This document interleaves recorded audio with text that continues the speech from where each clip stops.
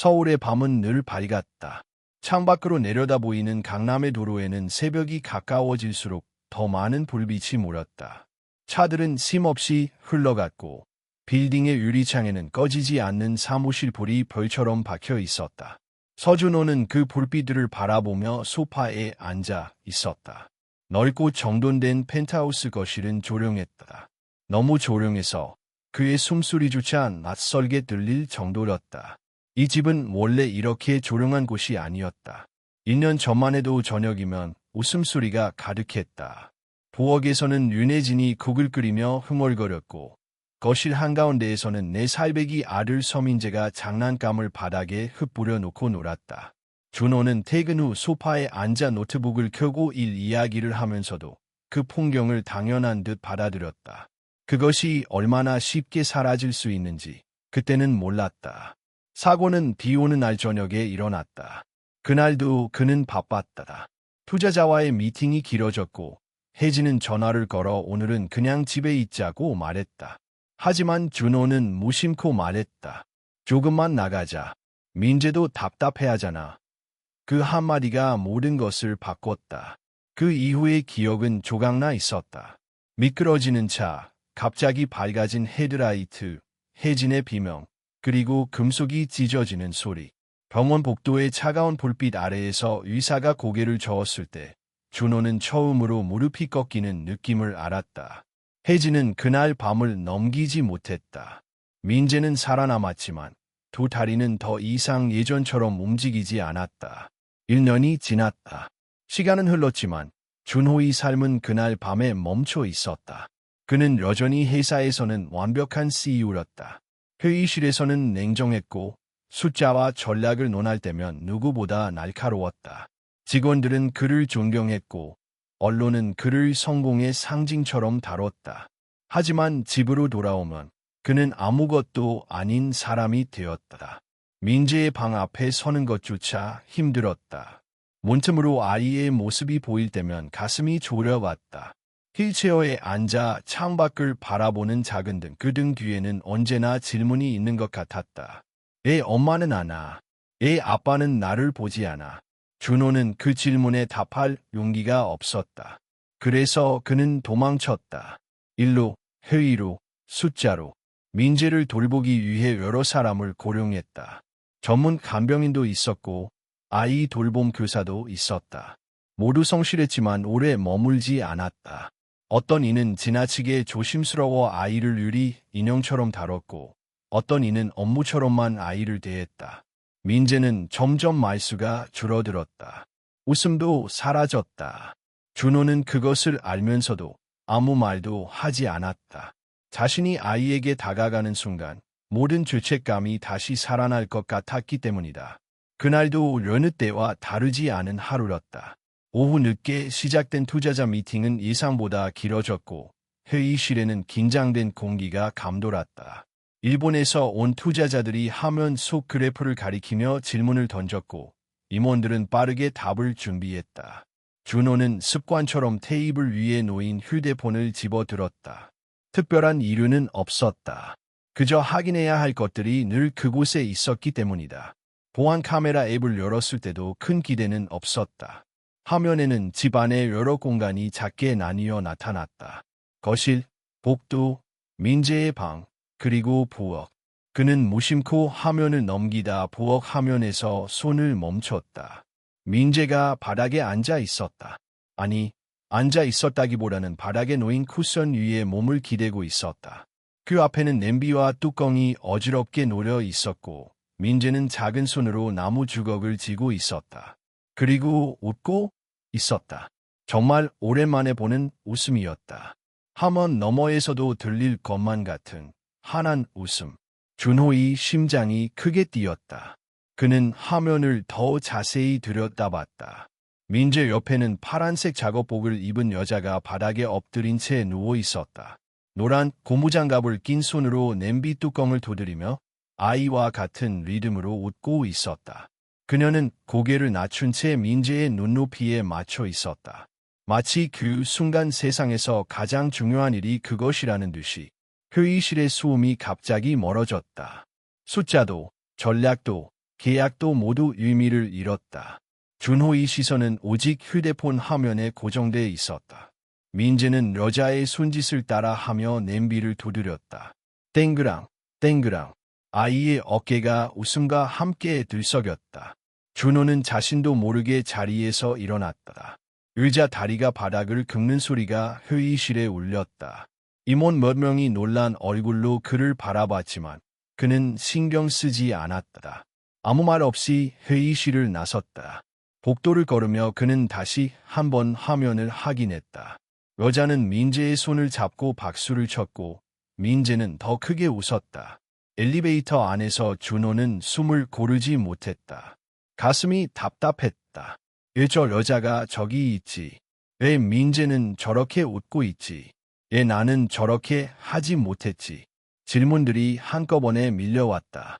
그는 주차장으로 내려가 차에 올라탔지만 한동안 시동을 걸지 못했다. 손이 떨렸다. 집으로 가는 길은 길게 느껴졌다.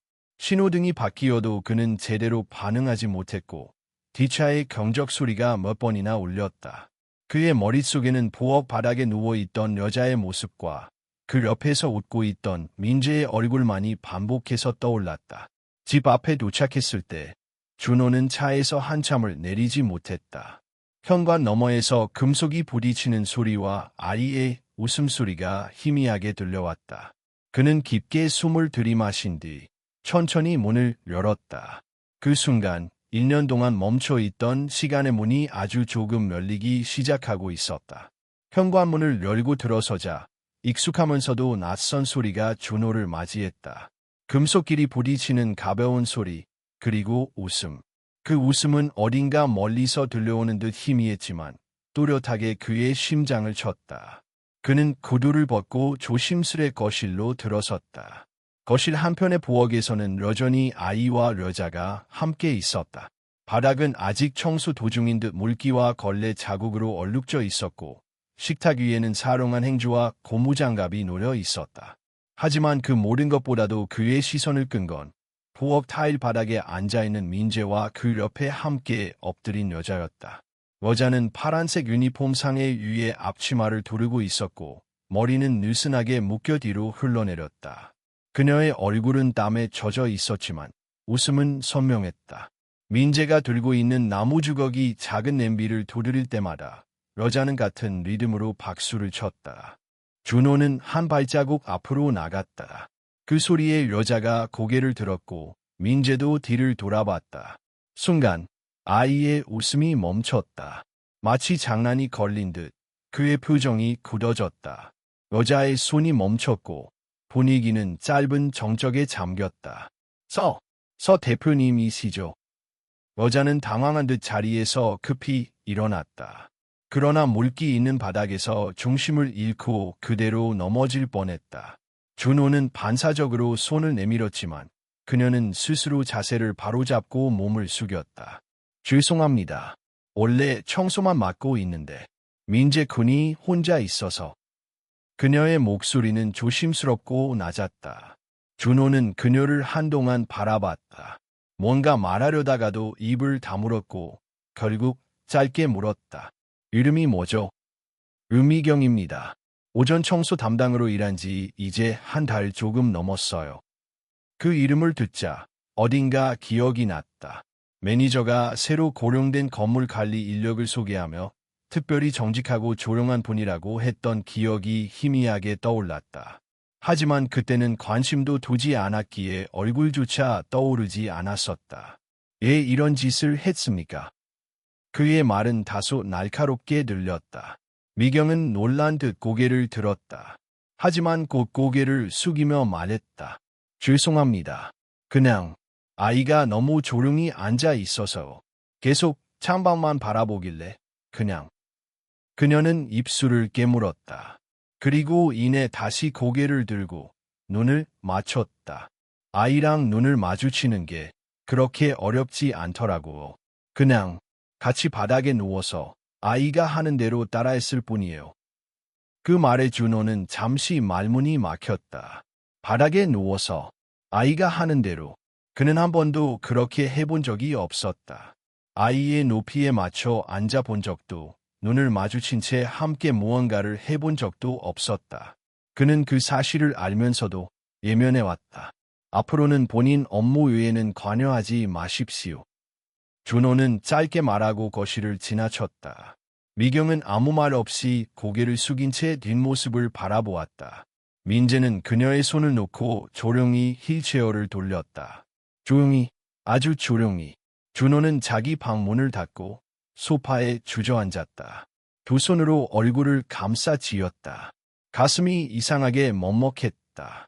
분명 잘못한 일은 없었다. 미경은 규정을 어긴 것이 맞고 그는 그저 그 상황에 대한 반응을 한 것뿐이다. 하지만 그 장면이 자꾸 떠올랐다. 냄비를 두드리며 웃는 민재의 얼굴. 그의 웃음이 그렇게 생생했던 적이 있었던가. 그날 밤 준호는 거에 잠들지 못했다. 시계를 보니 새벽 2시. 그는 다시 휴대폰을 들었다. CCTV 화면을 돌려봤다. 녹화된 영상에서 민재와 미경이 함께 웃고 있었다. 바닥에 누운 그녀는 아이의 장난에 진심으로 웃었고 민재는 그 웃음에 반응하며 한껏 신이 나 있었다. 준호는 그 장면을 반복해서 봤다. 몇 번이고 다시. 그리고 혼잣말처럼 말했다. 예, 나는 저렇게 못했을까. 다음 날 아침 그는 평소보다 일찍 일어났다.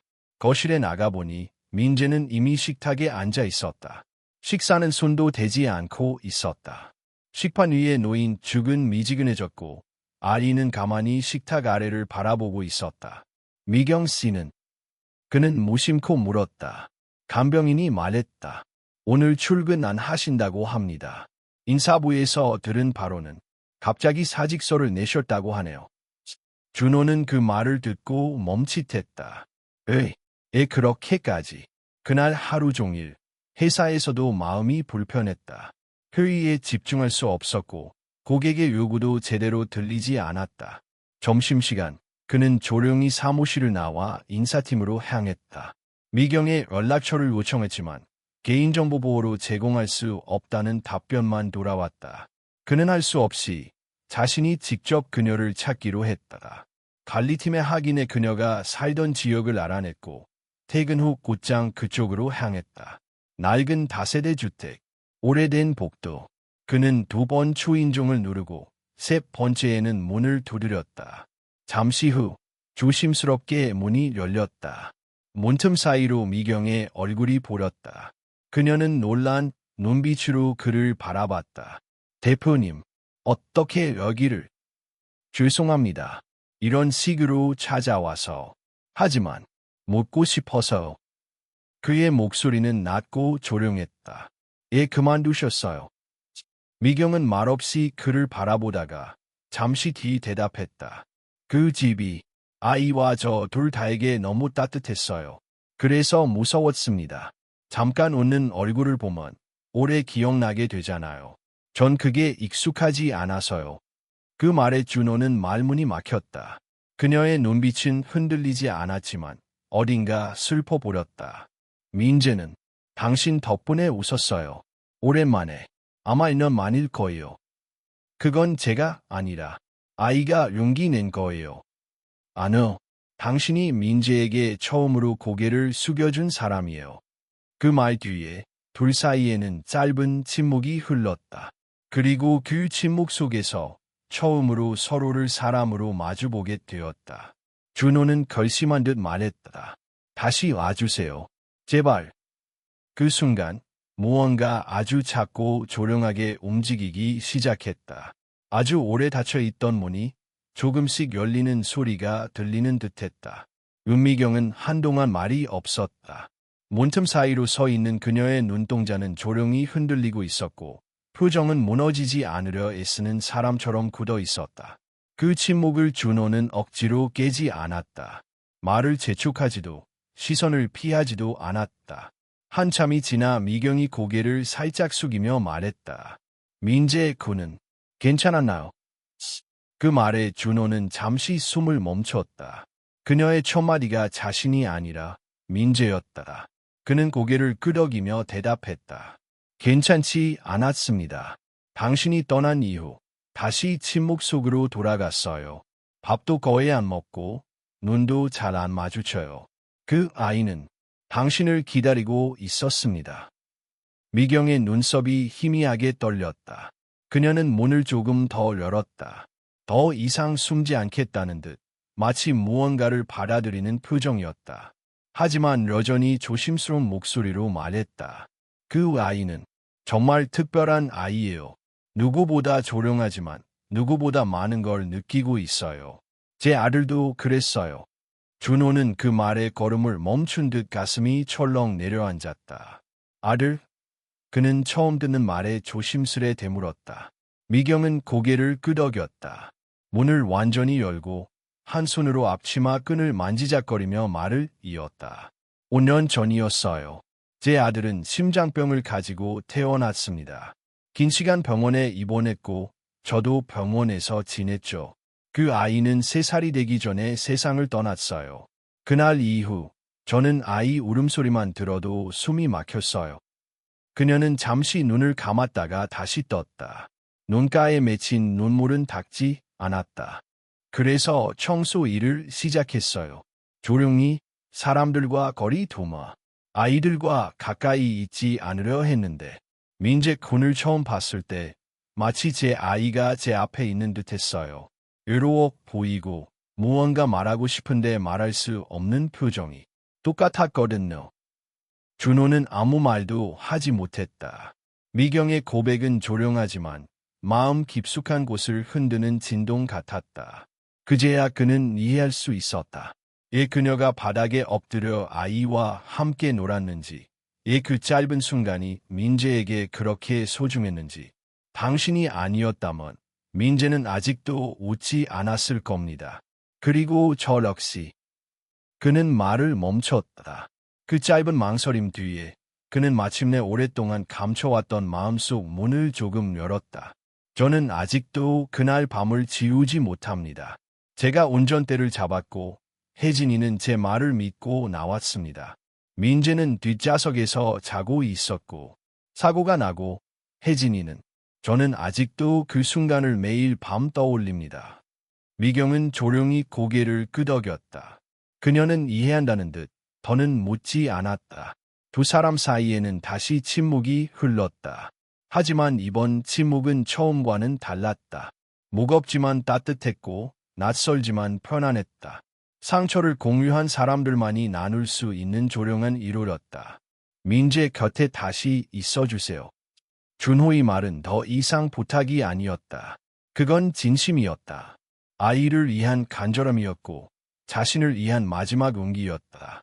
미경은 잠시 눈을 감고 깊게 숨을 들이마셨다. 그리고 조용히, 아주 조용히 고개를 끄덕였다.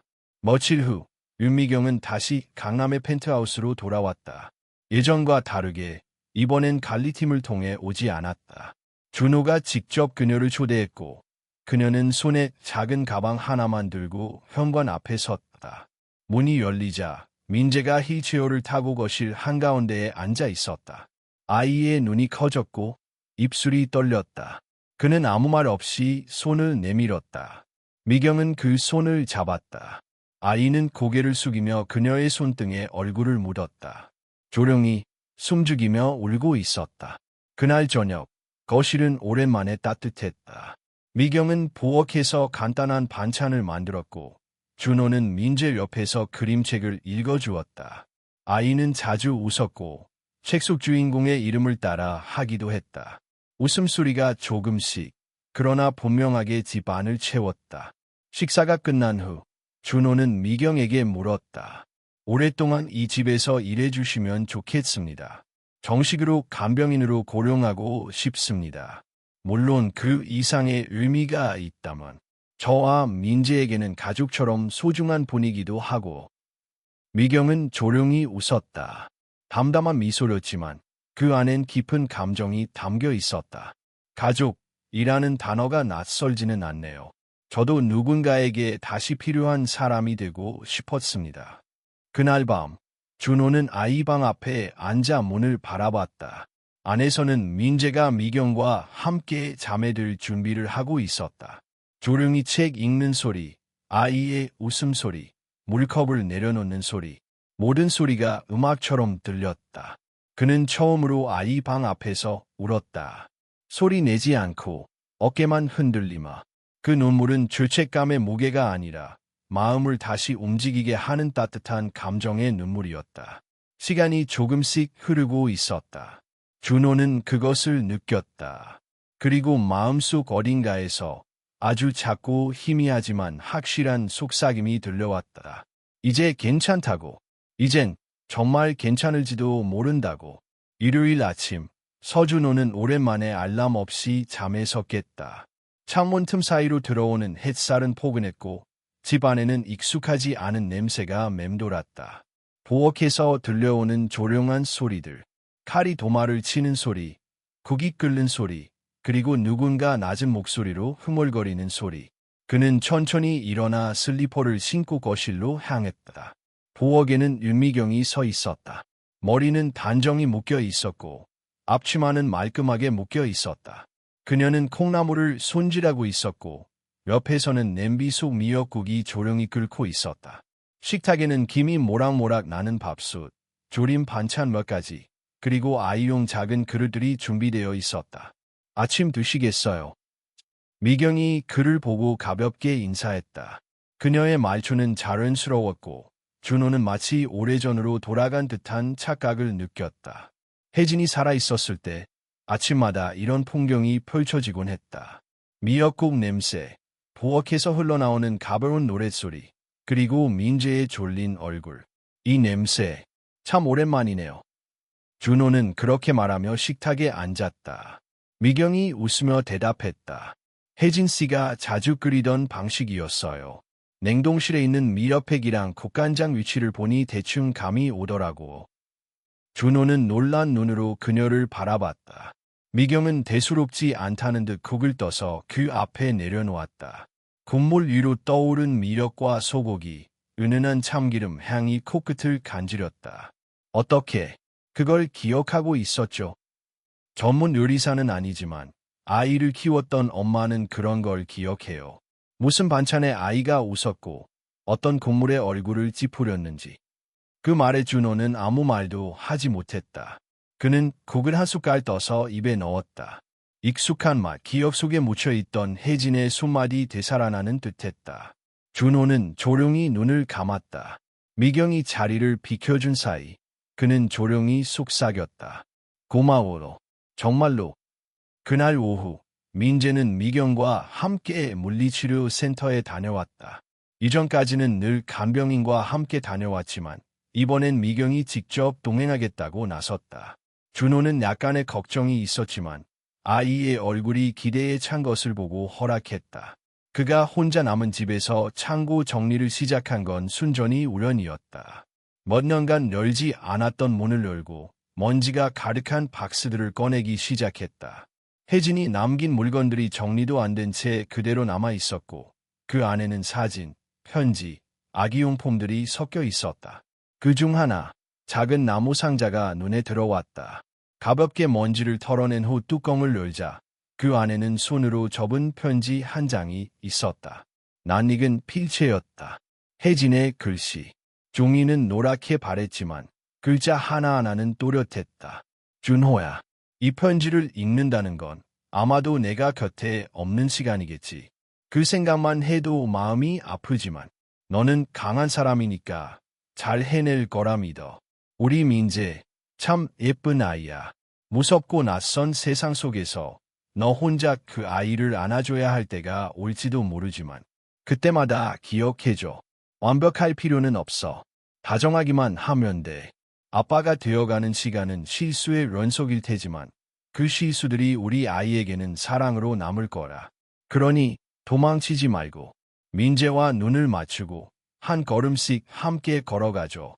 그게 내가 너에게 남기는 마지막 부탁이야. 편지를 읽는 내내 준호는 숨을 참았다. 손끝이 떨렸고 눈가는 젖었다. 편지의 마지막에는 손으로 그린 작은 하트와 함께 혜진의 사인이 있었다. 그녀의 목소리가 들리는 듯했다. 나지막하고 따뜻하고 단호하게. 그는 조용히 편지를 접어 다시 상자에 넣었다. 그리고 상자를 가슴에 안은 채 바닥에 앉아 한동안 움직이지 않았다. 혜진의 말처럼 도망치지 않겠다고, 이제는 정말 민재와 눈을 맞추겠다고 속으로 되뇌었다. 그날 저녁 민재가 돌아왔다. 얼굴에는 땀이 맺혀 있었고 볼은 발갛게 달아올라 있었다. 미경은 아이의 옷을 갈아입히고 간단한 스트레칭을 도와주었다. 준호는 그 모습을 조용히 바라보다가 아이에게 다가갔다. 민재야. 아이의 눈이 아빠를 바라봤다. 그 눈동자엔 놀람과 약간의 긴장, 그리고 어딘가 모르게 숨겨진 기쁨이 담겨 있었다. 내일부터 아빠가 같이 물리치료 센터에 갈게. 우리 같이 연습하자. 어때? 민재는 고개를 천천히 끄덕였다. 그리고 아주 조용히 손을 내밀었다. 준호는 그 손을 꼭 잡았다. 처음으로, 진심으로, 두려움 없이. 그 순간 시간은 멈춘 듯했다. 그리고 다시 흐르기 시작했다. 이번엔 조금 더 따뜻하고 조금 더 부드럽게. 과거에 얽매인 채 멈춰 있던 삶이 드디어 앞으로 나아가기 시작했다. 그리고 준호는 알고 있었다. 아직 많은 시간이 필요할 것이다. 하지만 그는 이제 도망치지 않을 것이다. 민재와 함께 한 걸음씩 다시 걸어가기로 결심했기 때문이다. 다음 날 아침, 서울의 하늘은 드물게 맑았다. 짙은 회색으로 뒤덮인 일상이 잠시 거치고 창문 밖으로 쏟아지는 햇살이 집안 가득 퍼졌다. 서준호는 알람보다 먼저 깨어났다. 침대에서 일어나 부엌으로 나가자 미경이 조용히 식탁을 정리하고 있었다. 오늘은 제가 준비할게요. 그가 그렇게 말하자 미경은 잠시 놀란 듯 그를 바라보았다. 어색한 미소를 지은 준호는 앞치마를 꺼내 들었다. 오랜만에 민재랑 같이 뭘 해보고 싶어요. 예전엔 이런 거 한 번도 해본 적이 없어서요. 미경은 조용히 고개를 끄덕였다. 그녀는 말없이 물을 데우고 재료들을 식탁 위에 놓았다. 준호는 미역을 불리고 달걀을 풀며 서툰 손놀림으로 아침을 준비했다. 칼질은 어색했고 소금의 양도 몇 번이고 다시 확인했다. 하지만 그의 얼굴에는 진지함이 담겨 있었다. 민재는 휠체어를 타고 거실로 나왔다. 부엌에서 본주의 움직이는 아빠의 모습을 보고 눈을 크게 떴다. 아이는 말없이 그 광경을 바라보다가 조용히 미소 지었다. 준호는 아이를 향해 눈을 맞추며 말했다. 민재야, 아빠가 오늘 아침은 직접 만들었어. 맛이 좀 이상할 수도 있는데 그래도 먹어줄 수 있겠니? 민재는 작게 고개를 끄덕였다. 아이의 눈빛은 놀람과 함께 기대가 섞여 있었다. 세 사람은 식탁에 마주 앉았다. 미역국은 살짝 작고 달걀은 조금 덜 익었지만 그 누구도 불평하지 않았다. 오히려 민재는 몇 숟가락을 먹은 뒤 수줍은 목소리로 말했다. 아빠 엄마 국이랑 비슷해요. 그 말에 준호는 젓가락을 멈추었다. 한동안 아무 말도 하지 못하다가 조용히 대답했다. 그래, 엄마가 너 이해 자주 끓였던 거라서 기억하고 싶었어. 민재는 고개를 끄덕이며 다시 밥을 먹었다. 그 순간 식탁 위에는 오랜만에 따뜻한 기운이 감돌았다. 말은 많지 않았지만 그 침묵 속에 흐르는 감정은 분명했다. 식사 후 세 사람은 함께 물리치료 센터로 향했다. 이번엔 준호가 직접 운전대를 잡았다. 민재는 조수석 뒤에 앉아 있었고 거울 너머로 아빠의 뒷모습을 바라보았다. 아이의 눈엔 이전과는 다른 무언가가 담겨 있었다. 신뢰, 그리고 기대. 센터에 도착하자 치료사는 깜짝 놀란 듯 인사했다. 어머, 아버님이 직접 오시다니요. 반갑습니다. 오늘은 민재가 더 열심히 하겠네요. 준호는 어색한 미소를 지으며 고개를 숙였다. 아리는 휠체어에서 내려와 보조기구를 착용하고 천천히 일어섰다. 여전히 몸의 균형을 잡는 건 쉽지 않았지만 눈빛만큼은 단단했다. 그날의 치료는 평소보다 길었고 아이는 땀을 흘리며 여러 동작을 반복했다. 준호는 옆에서 묵묵히 아이를 응원했다. 말은 많지 않았지만 아이의 손을 잡아주고 넘어졌을 때는 곧장 달려가 일으켜 세웠다.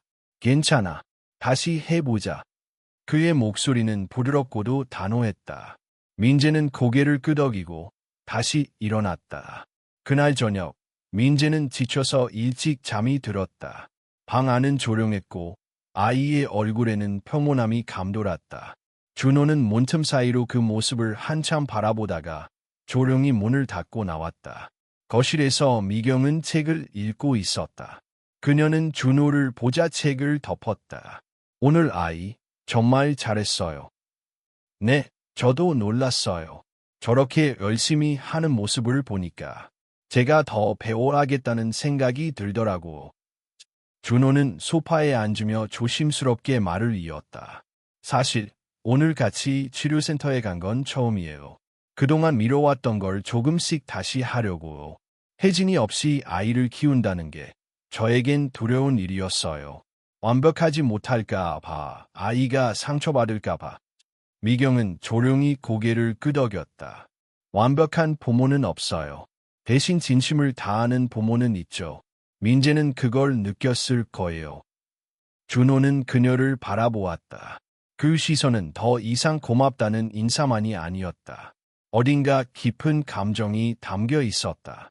하지만 그는 그 감정을 서둘러 꺼내지 않았다. 아직은 때가 아니라고 생각했다. 다음 날부터 준호는 일정의 일부를 조정했다. 아침마다 아이와 식사를 했고 주 3회는 물리치료에 함께 참석했다. 주말에는 근처 공원에 산책도 나갔다. 휠체어를 밀며 걷는 길, 그 길 위에서 부자가 함께 웃는 일도 많아졌다. 미경은 그 모습을 멀리서 지켜보며 조용히 미소 지었다. 그녀 역시 이 집안에서 조금씩 자리를 잡아가고 있었다. 간병인이라는 직함보다 더 깊은 존재로 민재의 신뢰를 받고 있었고 준호의 존중을 받고 있었다. 어느 저녁, 민재는 잠들기 전 미경에게 물었다. 이모, 우리 가족이에요? 미경은 잠시 멈칫했다. 그리고 조용히 아이의 이불을 덮어주며 대답했다. 그럼 내가 가족이라고 생각하면 우리는 가족이지. 아이의 얼굴에는 미소가 번졌다. 그럼 내일은 이모랑도 같이 그림 그릴래요. 미경은 고개를 끄덕이며 대답했다. 좋아, 같이 그리자. 그날 밤, 준호는 다시 혜진의 편지를 꺼내 읽었다. 그리고 다짐했다. 이 아이가 외롭지 않도록 자신이 할 수 있는 모든 걸 다하겠다고. 누구보다 따뜻한 아버지가 되겠다고. 그리고 언젠가 그 온기 안에 누군가 더 함께 있어도 괜찮겠다고. 이제 그는 그 가능성을 두려워하지 않았다. 가족이란 피보다 마음으로 연결되는 것임을 그는 비로소 깨닫고 있었다. 일이 조금씩 안정되기 시작하자 서준호는 처음으로 숨을 고를 수 있었다. 회사에서도 예전처럼 늦게까지 남지 않았고 해외 일정을 재조정하려 가족과 보내는 시간을 확보했다. 그는 여전히 책임감 있는 CEO였지만 이제는 앤드아포즈, 아버지 앤드아포즈라는 이름이 더 무게 있게 다가왔다. 그러던 어느 날 미경은 조심스럽게 말을 꺼냈다. 아이를 재우고 나온 거실에서 그녀는 머뭇거리며 준호의 앞에 앉았다. 대표님, 잠깐 시간 괜찮으세요? 대표님 말고 그냥 준호라고 불러요. 그녀는 작게 웃으며 고개를 끄덕였다. 그럼 준호 씨, 사실 한 가지 상의드릴 게 있어요. 준호는 표정을 가다듬고 그녀를 바라봤다. 무슨 일이죠? 잠시 고향에 다녀와라 할 것 같아요. 정확히는 어머니께서 갑작스레 쓰러지셔서 병원에 입원하셨어요. 연락이 늦게 왔어요. 멀리 지내다 보니 아무도 곧바로 연락할 사람이 없었나 봐요. 준호는 놀란 표정을 지으며 몸을 앞으로 기울였다. 심각한 상태인가요? 아직은 경과를 지켜봐야 한다고 해요. 뇌졸중 초기 증상이라는데 병원에서 수일 가는 옆에서 지켜보는 게 좋겠다고 하더라고. 준호는 잠시 생각에 잠겼다. 그녀의 걱정과 고민이 그대로 느껴졌고 민재와의 관계를 중단하고 싶지 않다는 마음도 엿보였다.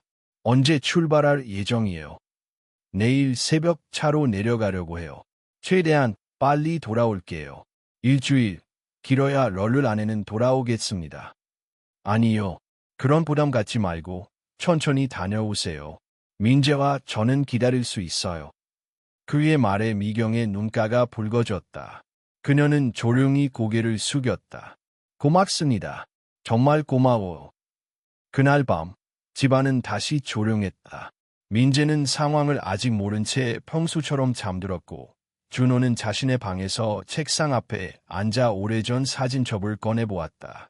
혜진과 함께 여행 갔던 바닷가 사진, 민재가 처음 걸음마를 떼던 순간들, 가족 셋이 함께 웃던 장면들, 모든 것이 아련하고 그리웠다. 다음 날 아침, 미경은 조심스럽게 민재에게 상황을 설명했다. 아이는 말없이 그녀의 손을 잡고 한참을 가만히 있었다.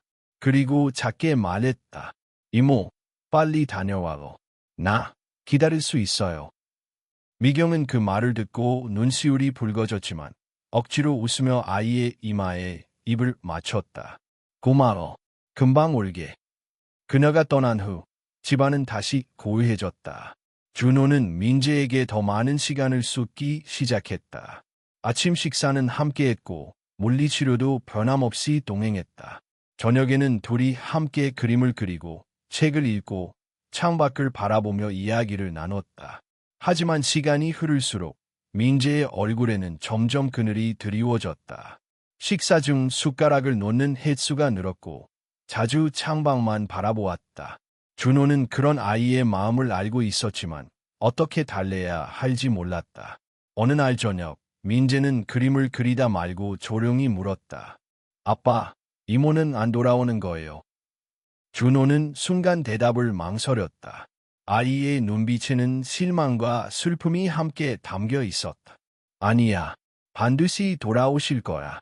지금은 할머니를 돌보러 갔지만 우리 민재도 얼마나 보고 싶어 하실지 몰라. 아이의 눈빛은 흔들렸지만 고개를 끄덕이며 대답했다. 알겠어요. 나 기다릴게요. 그날 밤 준호는 처음으로 혼자 부엌에 서서 요리를 시작했다. 혜진이 남긴 레시피 노트를 꺼내 하나하나 따라하며 된장국을 끓이고 계란말이를 만들었다. 손끝은 서툴렀고 맛은 완벽하지 않았지만 그는 포기하지 않았다. 식탁에 마주 앉아 식사하는 아버지와 아들. 민재는 말없이 밥을 먹었지만 중간중간 고개를 들어 아빠를 바라보았다. 이거 엄마가 해준 맛이랑은 조금 다르지만 맛있어요. 준호는 미소 지으며 대답했다. 고마워. 아빠가 매일 조금씩 더 잘할게. 며칠 후 준호는 미경에게 연락을 받았다. 병원에서의 치료는 잘 진행되고 있었고 어머니의 상태도 안정기에 접어들었다는 소식이었다. 며칠 후에는 서울로 다시 올라올 수 있을 것 같다고 했다. 그녀의 목소리는 지쳐 있었지만 한결 가벼워져 있었다. 민재는 잘 지내죠? 네, 물론 보고 싶어 해요. 하지만 씩씩하게 잘 있어요. 돌아오면 놀랄 만큼 자랐을지도 몰라요. 그럼 곧 다시 뵙겠습니다. 그녀의 목소리는 여전히 조용했지만 어딘가 미묘한 떨림이 느껴졌다. 준호는 전화를 끊고 창밖을 바라보았다. 멀리 아파트 불빛들이 반짝이고 있었고 그의 마음에도 조용히 온기가 스며들고 있었다. 며칠 후 미경은 다시 서울로 돌아왔다. 밤 늦은 시각 그녀는 조심스럽게 초인종을 눌렀고 문을 열자마자 민재가 휠체어를 타고 현관까지 달려왔다. 이모. 아이의 요침에 미경은 웃으며 아이를 껴안았다. 그동안 꾹 참고 있던 눈물이 아이의 어깨 위로 조용히 흘러내렸다. 그 순간 준호는 조금 떨어진 곳에서 두 사람을 바라보며 조용히 속삭였다. 돌아와줘서 고마워요. 며칠이 지나고 일상이 다시 제자리를 찾아갔다. 미경이 돌아온 이후 민재의 얼굴은 눈에 띄게 밝아졌다. 아침이면 먼저 일어나 미경을 찾았고 식사 시간에도 자주 웃음을 보렸다. 그녀가 곁에 있는 것만으로도 아이는 안정을 되찾는 듯 보였다. 서준호는 그런 변화를 조용히 지켜보았다. 이제 그는 자신이 놓쳤던 것을 조금씩 깨닫기 시작했다. 아이에게 필요한 건 완벽한 보호가 아니라 곁에 있어 주는 따뜻한 존재였다. 그리고 그 역할을 진심으로 해내고 있는 사람은 다름 아닌 윤미경이었다. 어느 늦은 밤, 민재가 잠든 후 준호는 거실에서 미경에게 차 한 잔을 건넸다. 두 사람은 조용히 앉아 있었다. 말은 없었지만 그 침묵은 불편하지 않았다. 오히려 오래 알고 지낸 사람들 사이에 익숙한 고요함처럼 느껴졌다. 민재가 요즘 더 자주 웃어요. 준호가 조심스럽게 말을 꺼냈다. 네, 아이가 감정을 표현하는 데 시간이 걸렸지만 이제는 스스로 마음을 열기 시작한 것 같아요. 미경은 그렇게 말하며 찻잔을 두 손으로 감쌌다. 손끝에 닿은 온기가 그녀의 표정까지 부드럽게 만들었다. 당신 덕분이에요. 그동안 말로 다 표현하지 못했지만 진심으로 고맙습니다. 준호의 고백 같은 감사에 미경은 눈을 깜빡이며 고개를 숙였다. 제가 뭔가를 해냈다고 생각하지 않아요. 그저 민재 곁에 있었을 뿐이에요. 누구든 아이와 눈을 맞추고 마음을 나눴다면 같은 결과였을 거예요. 아니에요. 누구나 그렇게 할 수 있는 건 아니죠. 그의 말에는 단호함이 있었다. 그 순간 미경은 무언가 더 말하려다 멈췄다. 그리고 조용히 고개를 돌려 창밖을 바라보았다. 밖은 봄비가 내리고 있었다. 조용히 떨어지는 빗방울 소리에 맞춰 두 사람의 마음도 천천히 흔들리고 있었다. 이상하네요. 뭐가요? 이 집에 처음 왔을 땐 그저 일을 하러 온 곳이었어요. 그런데 이제는 떠나기 싫다는 생각이 들어요. 미경의 목소리는 아주 조용했지만 그 속에는 솔직한 감정이 묻어 있었다. 저도 그래요. 처음엔 그저 당신이 아이를 도와주는 고마운 분이라고 생각했어요. 그런데 지금은 준호는 말을 멈췄다. 그는 미경의 시선을 마주했다. 한동안 그렇게 서로를 바라보다가 조심스레 말을 이었다. 이제는 당신이 우리 가족처럼 느껴져. 그 말에 미경의 눈동자가 살짝 흔들렸다. 그녀는 당황한 듯 찻잔을 내려놓고 자리를 일어섰다. 늦었네요. 저는 먼저 들어가 볼게요. 그녀는 준호의 시선을 피한 채 조용히 방으로 향했다. 문이 닫히는 소리가 조용히 울렸다. 남겨진 준호는 한참 동안 그 자리에 앉아 있었다. 무언가 꺼내려다 꺼내지 못한 감정들이 가슴속에 가라앉고 있었다. 며칠이 흐른 어느 날, 민재는 학교 복귀를 앞두고 있었다. 재활 치료가 어느 정도 안정되면서 준호는 아이의 학교 복학을 준비했다. 담임 교사와의 면담, 복지 지원 상담, 이동 보조기기 신청 등 하나하나 꼼꼼히 챙겼다. 미경도 함께 학교를 다녀왔고 교사들과의 대화를 통해 민재가 겪을 수 있는 어려움을 미리 공유했다. 그 과정에서 그녀의 세심함은 다시 한번 빛을 발했다. 준호는 그녀가 있는 것만으로도 든든함을 느꼈다. 학교 복귀 전날 밤, 민재는 침대에 누워 창문 밖을 바라보며 조용히 말했다. 무서워, 아빠. 준호는 아이 곁에 앉아 아이의 손을 잡았다. 무서울 수 있어. 하지만 넌 할 수 있어. 지금까지 해왔던 것처럼. 아이들이 놀릴까봐. 혹시 그런 일이 있더라도 너는 절대 혼자가 아니야. 아빠가 있고 이모도 있고 내 곁엔 늘 내 편이 있어. 민재는 말없이 아빠를 바라보았다. 그 눈동자에는 불안도 있었지만 조금씩 믿음이 자라나고 있었다. 다음 날 아침, 민재는 휠체어에 앉아 교복을 입었다. 유난히 단정하게 입은 그 모습에 준호는 가슴이 뭉클해졌다. 아이는 문 앞에서 돌아서며 말했다. 다녀올게요. 그 짧은 인사 한마디가 그렇게 특별하게 느껴질 줄은 몰랐다. 준호와 미경은 아이를 배웅하며 웃었다. 문이 닫히고 엘리베이터가 내려가자 거실은 다시 조용해졌다. 저 아이, 참 강하죠? 미경의 말에 준호는 고개를 끄덕였다. 그 강함은 당신이 만들어준 거예요. 미경은 대답하지 않았다. 하지만 그녀의 눈가엔 무언가 깊은 감정이 일렁이고 있었다. 그날 오후, 준호는 미경을 근처 카페로 데려갔다. 평소와 달리 조용하고 따뜻한 분위기였다. 그는 평소보다 더 차분한 얼굴로 말했다. 오늘은 민재 얘기 말고 우리 얘기를 좀 하고 싶어. 미경은 놀란 듯 그를 바라보았다. 우리? 네, 당신은 늘 민재와 저를 위해 많은 걸 해줬어요. 그런데 정작 당신은 어떠한가 묻고 싶었어요. 요즘은 행복하세요? 미경은 잠시 말이 없었다. 그리고 천천히 고개를 끄덕였다. 네, 요즘은 진심으로 살아있는 것 같아요. 오래간만에 누군가에게 필요하다는 느낌이 들어.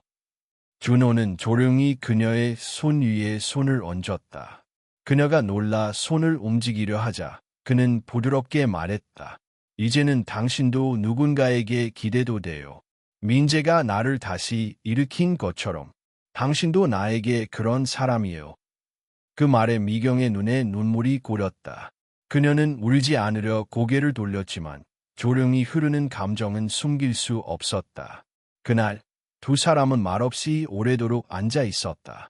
밖에는 봄바람이 불고 있었고 창밖에 나무들 위로 햇살이 부드럽게 내려앉고 있었다. 마치 두 사람의 마음을 감싸듯이. 그리고 둘은 알지 못했지만 그 순간이야말로 진짜 새로운 시작의 문턱에 서 있었던 시간이었다. 며칠이 지나고 민재는 학교 생활에 점차 익숙해져 갔다. 처음 며칠은 교실 문턱 앞에서 긴장한 얼굴로 아빠의 손을 꼭 잡고 있었지만 시간이 흐를수록 아이는 혼자서도 휠체어를 밀고 교실에 들어가는 용기를 내기 시작했다. 친구들이 조심스럽게 말을 걸어오고 선생님이 민재가 참여할 수 있도록 수업 방식을 바꾸면서 아이는 서서히 교실 안의 일부가 되어갔다. 미경은 학교 복도 한쪽에서 그런 민재를 지켜보곤 했다. 아이가 웃는 얼굴로 친구 옆에 앉아있는 모습을 볼 때마다 마음 한편이 따뜻해지면서도 시린 감정이 따라왔다. 그녀는 자신의 아이, 짧은 생을 살다 간 그 아이의 빈자리를 민재에게서 가끔씩 보았고 그것이 기적처럼 느껴지기도 했고 죄스러웠다. 그날 저녁, 세 사람은 식탁에 둘러앉아 저녁을 먹고 있었다. 식사는 조용하고 평화로웠다. 민재가 학교에서 있었던 일을 조심스럽게 꺼내기 시작했고 준호와 미경은 아이의 말을 놓치지 않으려 귀를 기울였다. 오늘 체육 시간에 선생님이 나 때문에 놀이 방법을 바꿨어요. 다른 애들이 나한테 맞춰줘야 해서 미안했는데 은우가 그러더라고. 우리도 앉아서 하면 돼. 같이 놀면 그게 더 재밌어. 민재의 말에 미경은 나직하게 웃으며 말했다. 은우라는 친구, 참 멋진 아이네. 준호도 고개를 끄덕이며 아이를 바라봤다. 그리고 내가 그런 친구를 사귄 것도 내가 마음을 열었기 때문이야. 내가 얼마나 용기 낸 줄 아빠는 알아. 민재는 수줍게 웃으며 고개를 끄덕였다. 그 웃음 속에는 자부심과 안도감이 섞여 있었다. 식사가 끝나고 민재가 방으로 들어가 숙제를 하기 시작하자 준호는 거실에서 미경에게 조용히 물었다. 오늘 민재 얘기 듣고 문득 생각이 들었어요. 무슨 생각이요? 사람은 때로는 자신이 누군가에게 어떤 의미인지조차 모른 채 살아가잖아요. 당신도 그랬을 거예요. 민재가 당신을 얼마나 기다렸는지, 얼마나 의지했는지. 미경은 말없이 고개를 끄덕였다. 사실은 저도 그래요. 당신이 없었다면 지금의 나는 없었을 겁니다. 그 말에 미경은 조심스럽게 시선을 들었다. 두 사람의 눈빛이 마주쳤다. 말로 하지 않아도 서로가 알 수 있는 감정이 있었다. 그것은 사랑이라고 단정 짓기보다는 아주 깊고 조용한 신뢰와 연결이었다. 며칠 뒤 민재는 학교에서 그림 대회에 참가했다. 주제는 가장 소중한 사람. 아이는 조용히 색연필을 꺼내들고 천천히 그림을 그렸다. 다른 아이들이 가족을 그리거나 친구를 그리는 동안 민재는 한 장의 종이 위에 세 사람을 그렸다. 휠체어에 앉은 자신, 그 뒤에서 웃으며 손을 얹고 있는 아빠, 그리고 그 옆에 손을 잡아주고 있는 이모. 그림의 배경은 부엌이었다. 세 사람이 함께 식탁에 앉아 식사하고 있는 장면. 그 그림을 본 담임 선생님은 감탄하며 물었다. 민재야, 이 그림 속 사람들은 어떤 사이야? 민재는 천천히 대답했다. 가족이에요. 우리 가족. 그 이야기를 들은 준호와 미경은 둘 다 한참 동안 말을 잇지 못했다. 아이가 그들의 관계를 어떤 이름으로 정의했는지를 들었을 때 그것은 단순한 묘사가 아니라 선언 같았다. 민재는 선택한 것이었다. 피가 아니라 마음으로 묶인 가족을. 그날 밤, 준호는 혜진의 편지를 다시 꺼내어 읽었다. 그리고 조용히 말했다. 혜진아, 나 이제 조금은 알 것 같아. 가족이란 어떤 건지, 어떤 슬픔도 다시 사랑으로 채워질 수 있다는 걸. 며칠 후, 미경은 아이의 학교 행사에 참석했다. 준호는 그날 외부 미팅이 있었기에 참석하지 못했고, 미경이 대신 민재 옆에 서 있었다. 민재는 행사에서 발표를 하게 되어 있었고, 무대 위에서 또박또박 원고를 읽기 시작했다. 저는 오늘 저에게 힘이 되어준 사람에 대해 말하려고 합니다. 제가 다리를 다치고 엄마가 하늘나라에 간 뒤로 저는 자주 혼자라는 생각을 했습니다. 하지만 어느 날 이모가 제 곁에 왔어요. 이모는 저랑 같은 눈높이에 앉아줬고 제 말에 귀 기울여줬어요. 미경은 눈을 감았다가 떴다. 눈물이 고렸지만 애써 삼켰다. 아이의 목소리는 점점 또렷해지고 있었다. 이모는 가족이 아니라고 말했지만 저는 그렇게 생각하지 않아요. 저에게 가장 소중한 사람 중 하나예요. 그리고 아빠. 아빠는 예전보다 자주 웃어요. 요리도 해주고 학교도 함께 가요. 우리 집은 이제 다시 웃을 수 있게 되었어요. 저는 지금의 우리 가족이 정말 자랑스러워요. 박수가 터졌고 아이는 수줍게 고개를 숙였다. 무대 아래에서 미경은 손을 모은 채 박수를 쳤다. 마음속에서는 이미 터져나올 듯한 감정이 가득했다. 그날 저녁, 집에 돌아온 미경은 준호에게 아이의 발표 내용을 전했다. 그는 한참 동안 말을 잃고 있다가 조용히 웃었다. 그 아이는 우리보다 훨씬 어른이네요. 그런 것 같아요. 그 아이가 우리를 믿고 있으니 이제 우리도 우리를 믿어야겠죠. 미경은 잠시 망설이다가 조용히 고개를 끄덕였다. 그래요. 이제는 도망치지 않을래요. 그리고 두 사람은 서로를 바라보며 미소 지었다. 창밖으로는 봄이 깊어지고 있었다. 계절은 흐르고 있었고 그 흐름 안에서 그들 또한 조금씩 진심으로 가족이 되어가고 있었다. 어느덧 여름의 기운이 스며들기 시작했다. 따스한 햇살이 창문 너머로 들어오고 민재의 방에는 선풍기 바람에 흔들리는 커튼이 부드럽게 벌럭였다. 학교 생활에 완전히 적응한 민재는 친구들과 어울려 소풍을 준비하고 있었고 준호와 미경은 마치 오랜 가족처럼 자연스럽게 각자의 역할을 나눠 지내고 있었다. 그날 아침, 민재는 소풍 전날이라 유난히 들뜬 모습이었다. 아침 식사 중에도 끊임없이 친구들 얘기를 했고 도시락 메뉴에 대해서도 꼼꼼히 이야기했다. 이모, 유부초밥 꼭 넣어줘요. 선생님이 제일 좋아하신대요. 알겠어. 유부초밥, 삶은 계란, 과일까지 완벽하게 준비해줄게. 아빠는 뭐 만들 거예요? 준호는 어색하게 웃으며 말했다. 아빠는 김밥을 싸보려고 하는데 실패하면 그냥 과일 자르기로 하자. 민재는 크게 웃었다. 아빠와 이모가 함께 도시락을 준비한다는 것만으로도 이미 충분히 행복해 보였다. 그러나 그 평화로운 분위기 속에서 준호는 요 며칠간 마음속 깊이 무언가를 품고 있었다. 그건 단순한 감정 이상의 것이었다. 그는 미경을 더 이상 엔드아포즈, 민재 곁을 지켜주는 고마운 사람의 느아포즈으로만 생각하지 않았다. 시간이 흐르며 그녀의 존재는 그의 삶 깊숙이 스며들었고 어느 순간부터 그는 그녀가 떠날 수 있다는 가능성에 두려움을 느끼기 시작했다. 그날 밤, 민재가 잠든 후 준호는 미경을 부엌으로 불렀다. 조용한 분위기 속에서 그는 두 손으로 찻잔을 감싸며 말을 꺼냈다. 미경 씨, 아니, 미경아. 그녀는 놀란 듯 고개를 들었다. 처음으로 그가 자신의 이름을 그렇게 부른 것이다. 내게 할 말이 있어. 미경은 잠시 머뭇거렸다. 하지만 그의 눈빛이 흔들림 없이 진지하다는 걸 알자 조용히 고개를 끄덕이며 말을 기다렸다. 처음엔 너를 단지 아이를 위한 존재로 생각했어. 민재에게 웃음을 되찾아준 사람. 그래서 고마웠고 미안했고 늘 조심스러웠어. 그는 깊게 숨을 들이마셨다. 하지만 어느 순간부터 나 자신을 위해서도 너를 찾고 있더라고. 너와 대화하고 싶고, 너의 표정을 보고 싶고, 내가 웃으면 하루가 가벼워지고, 그런 감정이 쌓이다 보니, 이건 더 이상 혼자만의 감사가 아니란 걸 알게 됐어. 미경은 아무 말이 없었다. 그녀는 찻잔을 바라보다가 조용히 시선을 들었다. 준호 씨, 미경아, 너와 민재, 우리 셋이서 진짜 가족이 될 수 있을까? 내가 감히 그런 걸 바라는 게 가한 걸까? 그의 말은 조심스러웠지만 확고했다. 그는 처음으로 자신의 진심을 거침없이 꺼내놓았다. 미경은 한참 동안 말을 잇지 못했다.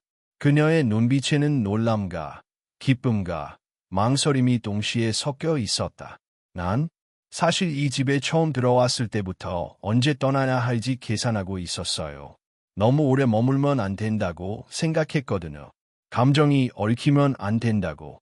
하지만 민재가 날 가족이라고 부를 때 그 모든 계산이 무너졌어요. 그리고 지금 그녀는 조용히 웃었다. 눈가에는 눈물이 맺혀 있었다. 나도 같은 마음이에요. 이 집이, 이 아이가, 그리고 당신이 이제는 내 삶의 중심이 되었어요.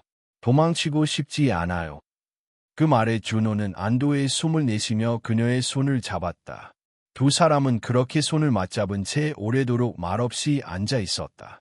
말보다 더 깊이 전해지는 마음이 있었다. 다음 날, 민재는 이른 아침부터 들떠 있었다.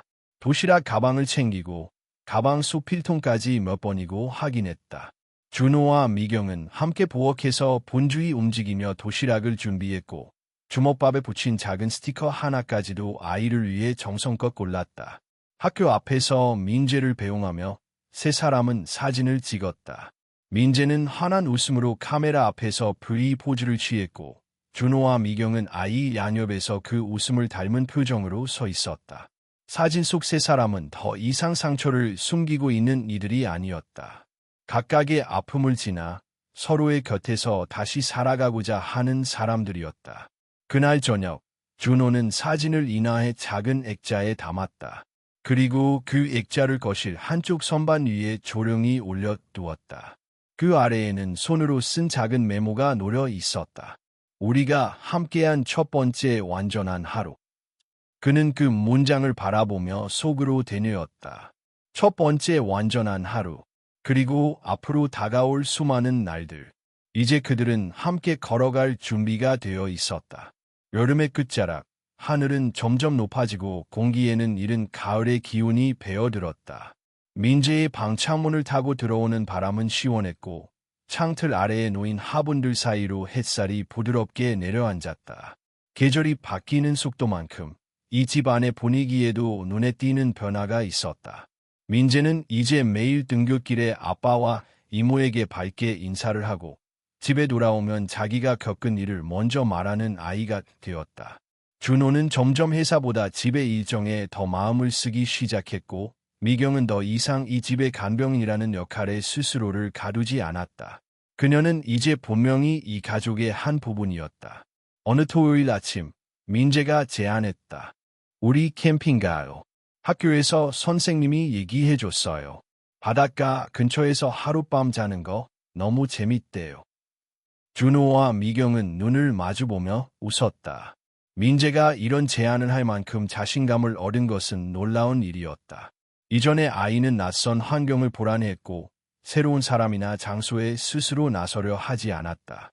하지만 지금의 민재는 도전을 즐기고 미래를 기대하는 아이로 변해 있었다. 그래, 민재야. 우리 진짜 캠핑 가보자. 아빠가 텐트랑 필요한 거 다 준비할게.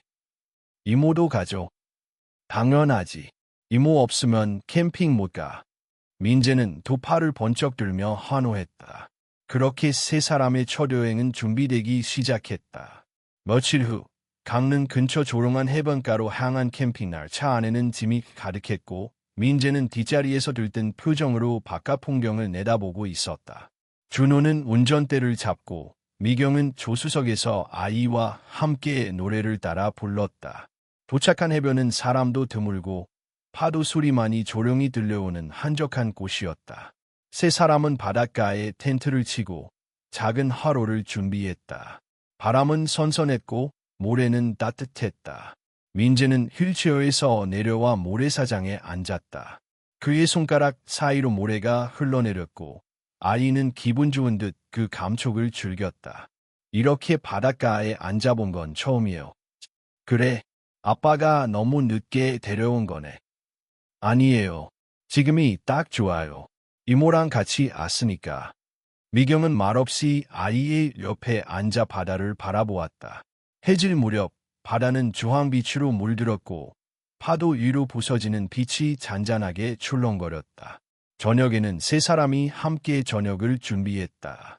화로 위에서 구운 고기와 야채, 불에 구운 마시멜로, 그리고 미경이 준비한 간단한 반찬들. 민재는 연신 감탄하며 음식을 먹었고 준호와 미경은 그런 아이를 바라보며 웃었다. 식사가 끝난 후 모닥불 앞에 둘러앉은 세 사람은 담요를 나눠 덮고 별을 올려다보았다. 하늘은 구름 한 점 없이 맑았고 별빛은 조용히 그들을 감쌌다. 아빠, 엄마가 하늘나라에 있다면 지금 여기서 우리 보고 있을까요? 민재의 조심스러운 질문에 두 사람은 잠시 말이 없었다. 준호는 조용히 아이의 손을 잡았다. 그럼 엄마는 지금 이 순간을 누구보다 자랑스럽게 보고 있을 거라. 내가 이렇게 용감하고 밝게 살아가는 걸 엄마는 분명히 알고 있을 거야. 미경도 아이의 반대편 손을 잡으며 말했다. 민재야, 너는 많은 걸 이겨낸 아이야. 그리고 지금처럼 사랑을 주고받을 줄 아는 사람은 어디서든 빛날 수밖에 없어. 민재는 고개를 끄덕였다. 그의 눈동자에는 눈물이 맺혔지만 그건 슬픔의 눈물이 아니었다. 그건 위로의 눈물, 안도의 눈물, 그리고 사랑받고 있다는 것을 확인한 감정의 흔적이었다. 그날 밤 아이는 텐트 안에서 금세 잠들었다. 조용한 숨소리만이 들리는 텐트 안에서 준호와 미경은 텐트 밖에 앉아 바닷소리를 들으며 조용히 대화를 나눴다. 여기까지 오게 될 줄 몰랐어요. 나도 그래요. 처음엔 아무것도 할 수 없을 거라 생각했어요. 그런데 지금은 당신이 있어서 가능했어요.